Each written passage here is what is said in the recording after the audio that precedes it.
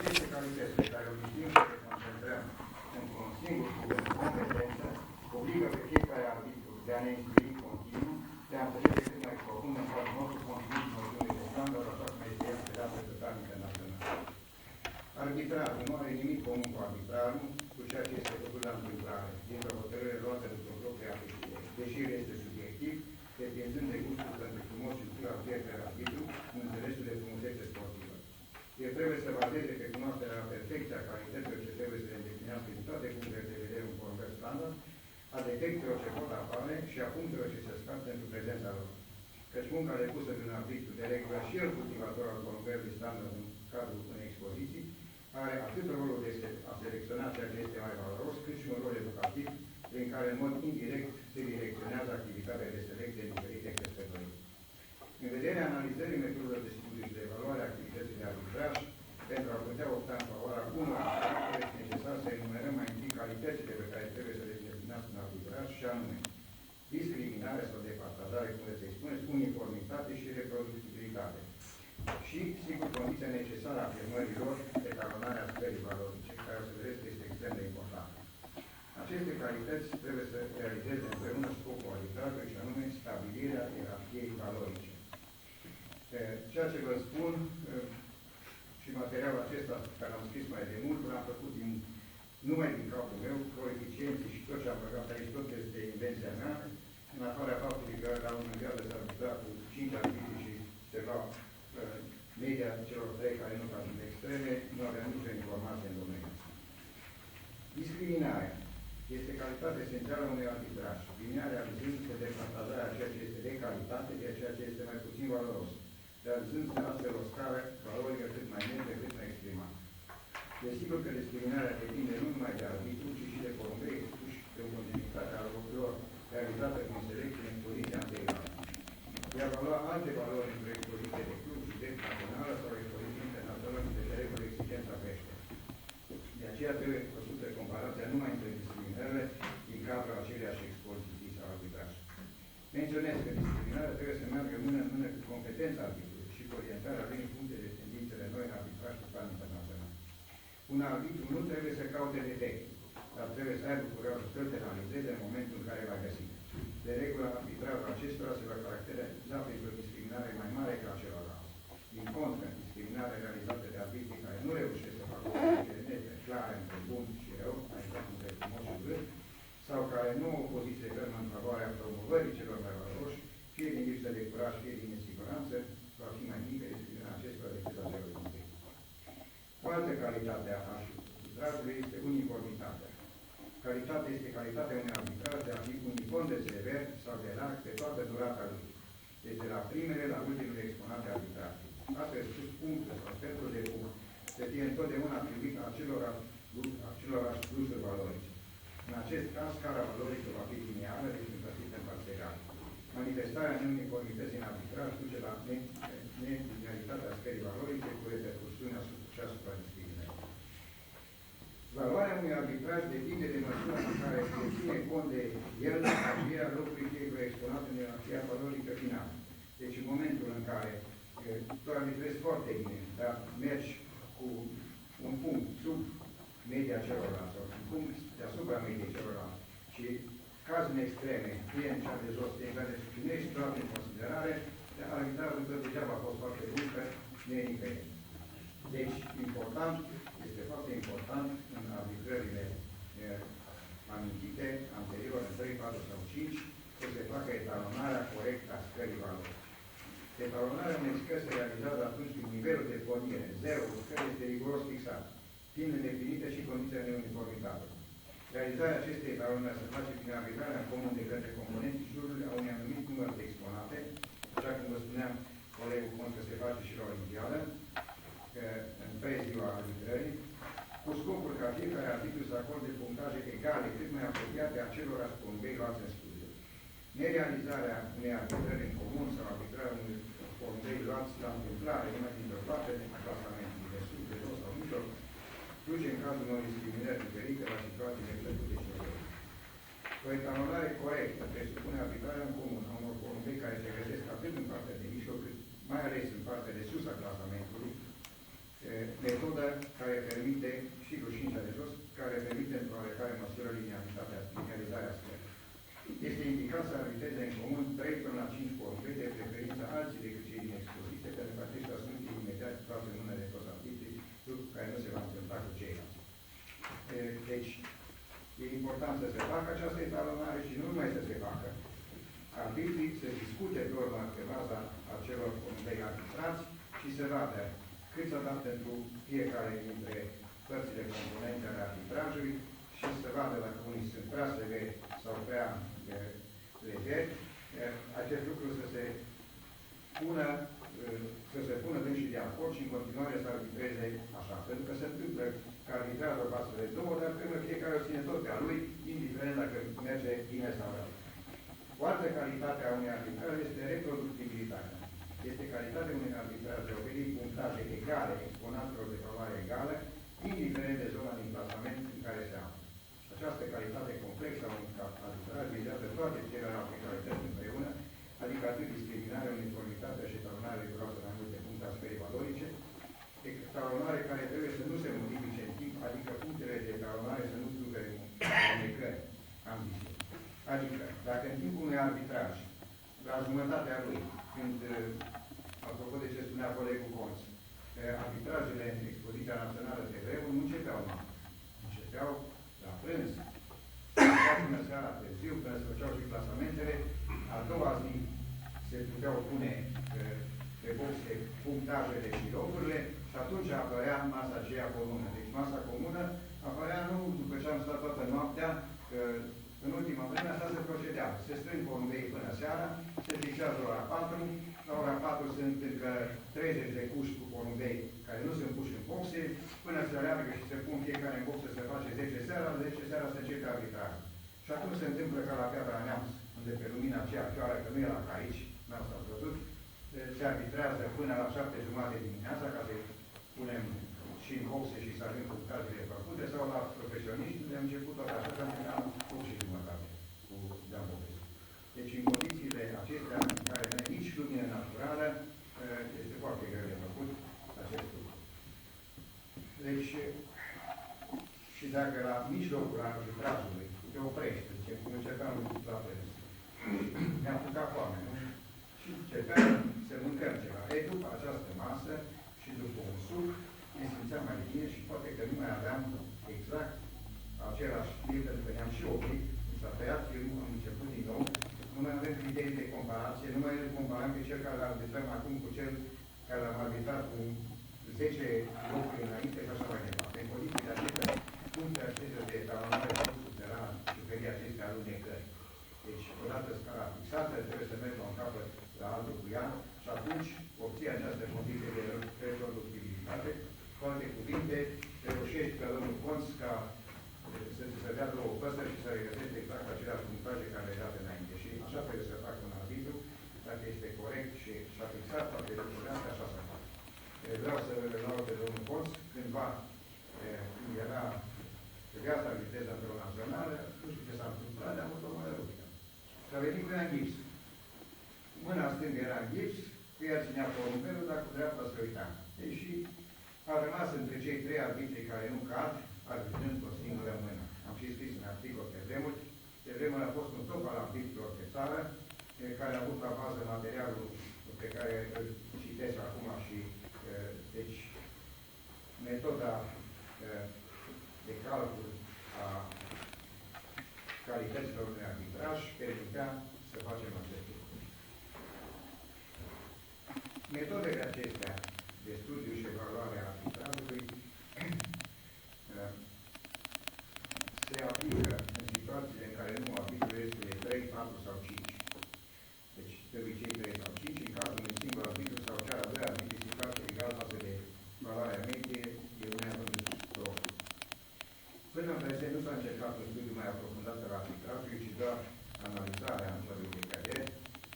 De aceea, în momentul în care am preluat, cum mai țin minte, când Corpul Național de Arbitri, după colegul nostru, care a trecut la ancestor, am început să văd că exista o anumită anomalie care se perpetua de mulți ani. Și anume,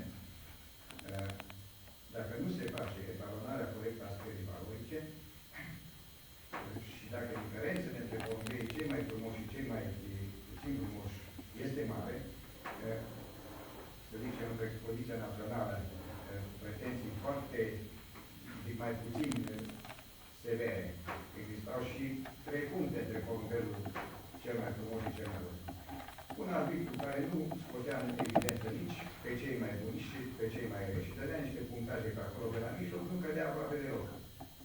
Și în felul acesta, pe baza sistemului vechi, în care se ținea cont numai de numărul de căderi, ieșea că a făcut un arbitraj bun, un arbitru care de fapt ne-a scos în evidență nici pe cei foarte buni, nici pe cei foarte răi. Acest lucru m-a făcut să analizez atunci arbitrajul din mai multe puncte de vedere și o să vă dau și o să vă arăt și un grafic ca să vă dați seama. Deci există, eu am scris aici pe vremuri, metoda calitativă, metoda grafică și metodele cantitative a numărului minim de căderi, a numărului de căderi în primii 25% și cazul la aveți. Și să vă arăt metoda grafică chiar constant.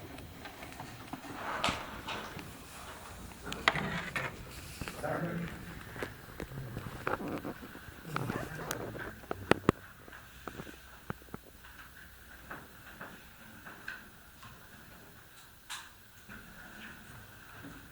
notăm pe ordonată numărul de puncte,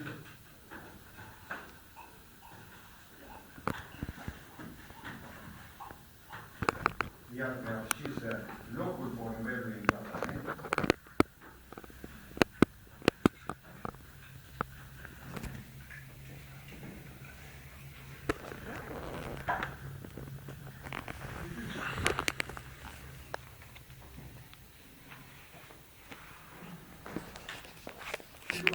o expoziție, să zicem, în care porumbelul ajunge, să zicem, la 92 de puncte.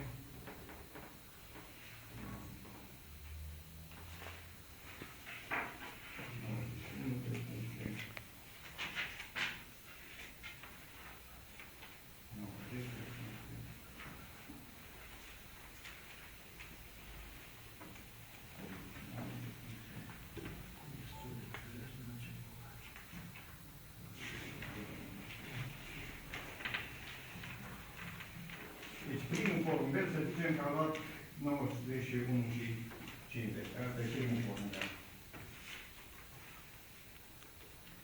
Aici este al doilea porumbel. Al treilea porumbel. Deci locul 1, 2, 3, 4, 5 și așa mai departe, locul 10 și așa mai departe. Da? Există puțini porumbeli foarte buni, mulți care conform curvele de Gauss se situează undeva la mijloc și puțin foarte rău. Nu? Deci să zicem că aici ați puțin, să o porțiune unde sunt mulți și mai iară unde sunt puțin. Da? Să zicem că asta este o curvă care vă redă media arbitrărilor. Da? Arbitrarea medie obținându-se prin media celor 3 arbitri care n-au căzut în extreme. Ce se vede?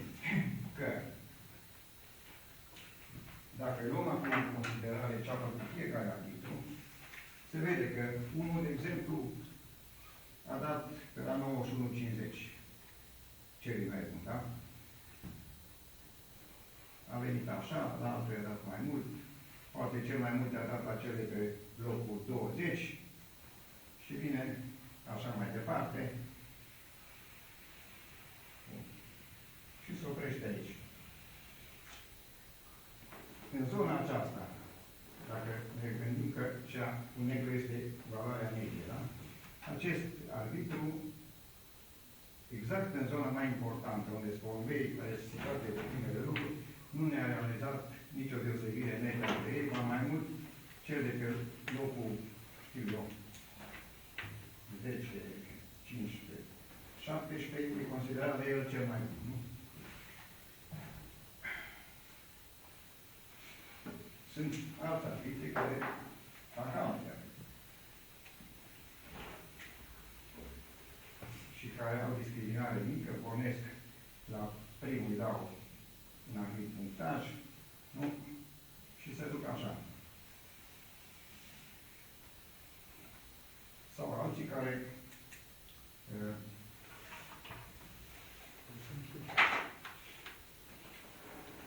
mai rău, încep pe aici.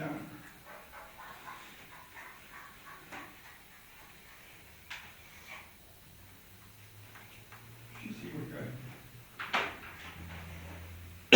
pus special, așa ca să apară și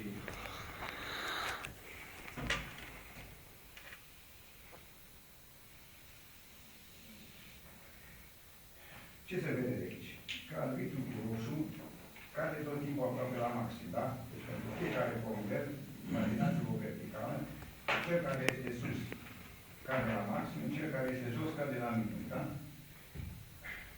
Totuși, curba pe porțiunea asta seamănă cu cea cu media arbitrară. Și la asta, arată iarăși. Aici e discriminare foarte mică, deci, din punctul ăsta de vedere, arbitrajul cu roșu este rău, pentru că exact în zona unde ar trebui să fie mai bine, nu este. În schimb, cel care se situează aici în preajma mediei, cel cu albastru, nu cade deloc, nu? Niciodată nici la maxim, nici la minim. Deci se vede că metoda numărului de căderi, unde se elimină cei care sunt curbele laterale, da? Nu ne spun corect ce să zic. Deci este foarte important, pe de o parte, să se facă etalonare, în momentul în care există, dacă ar exista puncte de intersecție cu media, ar fi exact zona în care se face etalonare. Deci ce trebuie noastră să reșimez de aici? Aici sunt foarte multe teorii și o să dau la fiecare câte un material, să citiți, aveți și grafici, aveți de toate, dar nu vreau să vă răpesc prea mult timp. Este extrem de importantă etalonarea și felul în care, în funcție de arbitrii și de situație, de calitate arbitrilor, alegem acea variantă de arbitraj care să fie cea mai bună. Conform și regulamentului Corpului Național de Arbitri, s-a putut face rearbitrarea formulărilor, mai ales că se impunea, în cazul nostru, că a fost în luna noiembrie și până în ianuarie, sunt 2 luni în care formulările se schimbă, în sensul că peneazul ajunge să se schimbe complet. Pe de altă parte, sunt importante niște lucruri, lumina naturală și planificarea expozițiilor. Cum sunt complet întâlniți și, sigur, este extrem de importantă corectitudinea arbitrului. Din metodele acestea de studiu, veți vedea că există și o metodă în care acești coeficienți pe care i-am spus pot introduși într-o formulă și ce să vedeți la asta aici, și cu ajutorul acestei formule se poate calcula acuratețea arbitrajului. Eliminându-se cont și de discriminare, deci este important ca un arbitru bun să poată cât mai bine deosebi pe cei foarte buni și pe cei foarte răi și am introdus în calculul acesta primii 10% și ultimii 10%, diferența dintre, în cazul mediu, primilor 10% și ultimilor 10%, din clasamentul final, nu arbitrului în cauză. Deci tu poți să spui, domnule, ăștia sunt primii, dar stai puțin, nu au ieșit primii. Cum au ieșit, după valoarea medie arbitrată. Uniformitatea arbitrajului, deci să fie cât mai aproape de valoarea medie, să am diferențe foarte mici față de valoarea medie și numărul de greșeli mari, în momentul în care sunt greșeli mari, mai mare de jumătate de punct, acestea se scădeau din calificare. Totuși, niște lucruri care țin de concluzii vreau să vi le citesc. Calitatea unui arbitraj depinde și de volumul de muncă depusă, cunoscând în faptul că după arbitraj număr de exponate se instalează oboseala cu repercursiune asupra linearității. La nemți, în expoziția națională, niciun arbitru nu arbitrează la mult de 80 de păsări. Deci să dau clar, 80 de păsări și expoziția aceea națională mare a nemților este împărțită pe sectoare și se premiază pe fiecare sector, locul 1, 2 și 3, fiecare arbitru trebuie să arbitreze acest lucru. Ce vă mai spun? Vreau să vă spun la concluzie. Munca de arbitru este o muncă pretențioasă, care presupune cinste, multe cunoștințe teoretice și practice, ascultiți, simț de observație, un temperament echilibrat și un studiu continuu al progresului standard de referință în crescătorii apropii. Alegerea arbitrilor pentru expoziție trebuie făcută în funcție de competența și experiența lor, în concordanță cu importanța expoziției, deci grup, subiect, stare de selecție sau selecțiilor internaționale. Să se acorde importanța cuvenită a livrării în comună un număr de convei situații valorice în toate zonele clasamentului, și știu că în metoda celor cu 5 articoli, numai în acest caz putem face evaluare corectă a activității de arbitraj, indiferent ce metoda folosim. Să efectuăm după fiecare expoziție națională studii calitative și cantitative asupra activității de arbitraj prestate, pentru a putea ierarhiza mai corect arbitrii de care dispunem și în vederea ridicării calității muncii prestate în viitor cu fiecare arbitru. Să se încerce corelarea activității de arbitraj prestate în expoziția națională cu cerințele la nivel internațional, prin verificarea ordinii valorii stabilite în competițiile naționale și internaționale în cadrul locurilor reprezentative. Până la această olimpiadă, la alte olimpiade, se dădea locul fiecare țări.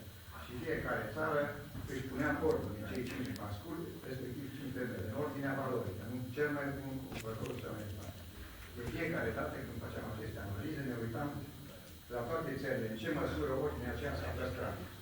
Pentru că e foarte important. La noi, de exemplu, acum am spus, masculii de pe locul 1, 3, 5 s-au păstrat locurile, imediat, doamnă, și de pe locurile, femeile de pe 1, 2, 4 s-au păstrat ordinea care au fost. În acest an, porumbei s-au așezat, așa cum mi-a spus domnul președinte Daniel Pop, într-o ordine bizară, nu au mai fost pe loturi. Dacă te uitat în catalog, nici măcar a unei țări nu erau în boxele apropiate, deci chiar dacă te uitat la numărul de boxuri și încercai să-i pui să vezi că, uite, ăștia sunt masculii, cei cu ăsta se merge, ce nu puteai să-i pun unul lângă altul. A fost pus așa. Dar poate special ca arbitrii nu cumva să știe că aici ai locul României, aici e locul Belgiei și așa mai departe. Deci în aceste condiții, am acesta n-am putut face o comparație, nu-mi dau seama dacă alții și-au ales la fel de bine loturile ca noi, că în cazul nostru, eu sunt foarte mulțumit de arbitrat și chiar spun că am scos maxim din ceea ce am avut noi la dispoziție. Arbitrii noștri se efectueze nu numai o muncă de selecție cu ocazia liberilor expoziții, ci și o muncă de ameliorare pe terenul standardului propriile căsătorii și de educare pentru frumos, ținând seama faptul că clasamentele interțării în competiția supremă olimpiada se dormesc